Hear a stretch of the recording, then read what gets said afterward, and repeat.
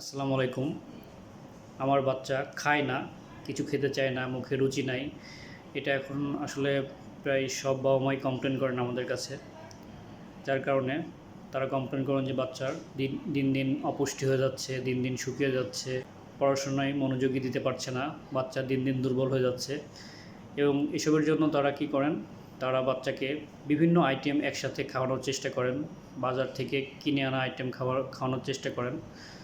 বাচ্চাকে অনেক সময় ঘুমের মধ্যে খাওয়ানোর চেষ্টা করেন, যেহেতু জেগে থাকে না সেহেতু ঘুমের মধ্যে খাবার ব্লেন্ড করে অথবা বিভিন্ন দুধের সাথে সুজি অথবা চালের গুঁড়া মিশিয়ে খাওয়ানোর চেষ্টা করেন। আবার অনেকে কী করেন যে বাচ্চাকে খাওয়ানোর সময় টিভি বা মোবাইলে কার্টুন ছেড়ে দেন, দিয়ে খাওয়ানোর চেষ্টা করেন। এরপরও না খেতে চাইলে পরবর্তীতে ডক্টরের শরণাপন্ন হন। আসলে এই কাজগুলো যখন তারা করে তখন বাচ্চার বেশ কিছু সমস্যা দেখা যায়, যেমন বাচ্চাকে অতিরিক্ত খাবার দেওয়ার কারণে বাচ্চা সেই খাবারটি খেতে চায় না, বাচ্চার খাবারের রুচিটা চলে যায়, বাচ্চার বারবার খাবার দেওয়ার কারণে বাচ্চা বিরক্ত হয়, অনেক সময় বাচ্চা বমি করে খাবারটা ফেলিয়ে দিতে পারে। অতিরিক্ত সুজি, চালের গুঁড়া এগুলো খাওয়ানোর ফলে বাচ্চার রক্ত শূন্যতা দেখা যায়। এরপর গরুর দুধ বা ব্লেন্ড করা খাবার বেশি দিলে বাচ্চার কোষ্ঠকাঠিন্য বা কনস্টিপেশন হয়। খাবারের সময় যখন আমরা টিভি বা মোবাইলে কার্টুন ছেড়ে দিই তখন দেখা যায় বাচ্চার অন্যদের সাথে যে নর্মাল যে যোগাযোগ, কথাবার্তা সেটা কমে যায়, যার কারণে বাচ্চার কথা বলতে অনেক সময় লেট হয়। অনেক সময় জোর করে খাওয়ানোর কারণে বাচ্চার শ্বাসনালীতে খাবার ঢুকে যেতে পারে, যার ফলে মারাত্মক শ্বাসকষ্ট হতে পারে, এমনকি বাচ্চা মারাও যেতে পারে। তো আমরা আসলে কী করতে পারি? আসলে একটা জিনিস মনে রাখতে হবে যে ক্ষুধা লাগলে কিন্তু আমরা আমাদের নিজেদের তাগিদেই খাবো।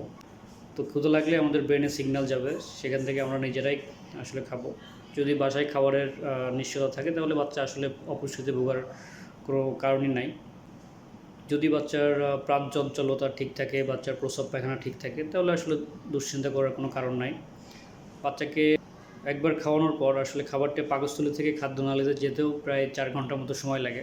তো এর মধ্যে বারবার খাবার দিয়ে বাচ্চাকে বিরক্ত না করলে ভালো হবে।